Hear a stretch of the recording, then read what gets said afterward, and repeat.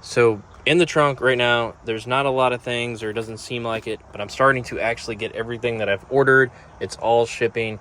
A lot of it's actually arriving this week. So a lot of the stuff that I will be replacing, like this fun little thing right here, I talked about this in a previous video. This is just a little charger mount. I finally received the bracket the other day for it. We can actually go ahead and pull it out. So this bracket is going to replace that back seat ashtray because no one smokes in this vehicle. I don't either. I don't recommend it if you want a longer life to live. So that's going to replace this little ashtray thing here, so where you can actually charge your phone if it's an iPhone or a Samsung. I would probably charge my headphones, honestly, my Beats. Going to the gym a lot, it does wear down that battery. So one thing that I did want to cover with this vehicle, I've been making videos recently on upgrading the interior back to the factory look in the Mustang, and I made a video talking about the dark ages of Ford when it came to the Mustang itself.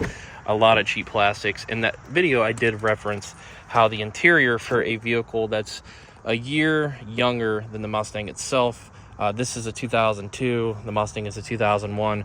Obviously different platforms, different makes, models, whatever have you.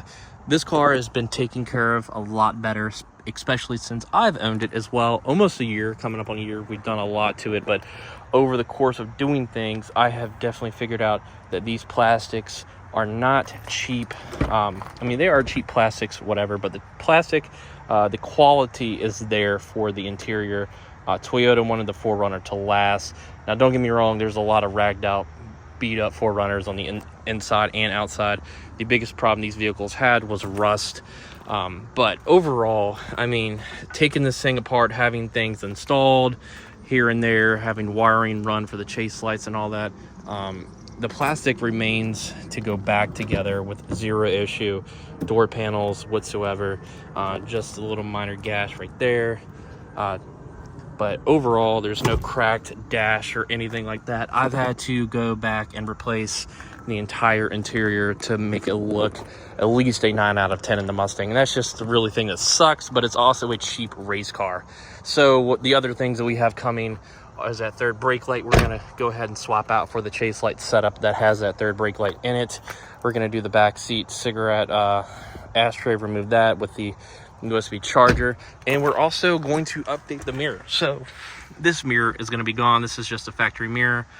The mirror will be replaced with a Gentex auto brightness, so that way with people like as myself with the retrofitted headlights, when somebody's behind me, it auto dims. That way it's not blinding me whatsoever. So we're going to update that, and the Baja lights and everything. So we're adding a lot of lighting under the hood. There's going to be some light kits. There's 2 light kits going under there, and then we're going to address this exhaust issue. So this video is kind of just entailing what I've been talking about with the Mustang, how cheap the interior is, how Ford just didn't, I guess Ford didn't really count on things lasting with that, but it's also a cheap race car or car to build or car to own. But the Mustang, I feel like should have been, should have had more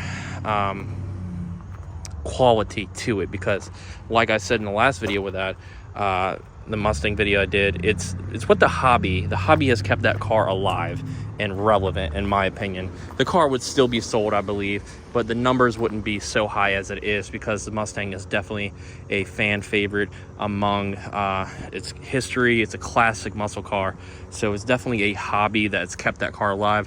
The 4Runner, I feel, is more of a legacy that Toyota is kept alive with its customers or its fans, due to the looks, the ruggability, the quality, that these vehicles just last and last. So there's 2 different variations on why these vehicles both are so popular, but I wish Ford would have did what Toyota did, is have that legacy built with like quality and stuff. Until like 2015, the Mustang definitely got interior upgrades to where it's much better than 79 to 14 really whatsoever. But just overall, if you compare the 2, how much money I've spent on upgrading interiors, I've only had to spend money on upgrading things in the inside that I want, and on the exterior.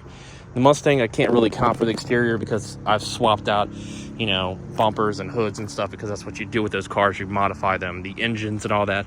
But the interior, to have to kind of go back and replace everything, that's a different story. Granted, that this car has under 200,000 miles. That car, the Mustang, has over 360 something thousand miles on it. So there is a bit of a scale there that weighs out the differences. But you know, coming from an owner of both, Toyota has definitely lasted longer, and I think they build, you know, quality vehicles, just even from back then. So overall, this is what we're doing. This is what's left. I'm going to make a follow-up video on when I pick out an exhaust system for this vehicle, and get all the parts at the end of the week. We'll be taking this, dropping it off, getting everything installed at Ironwood, and it's going to look so much better. Well, clean, but it's going to look really good with all these upgrades. So these are just upgrades that I'm doing to kind of just modernize the vehicle itself. But that's going to do it for this video, guys. I appreciate you stopping by for a quick little update on the 4Runner and a quick little reference on the Mustang. I'll catch you later. Have a good one.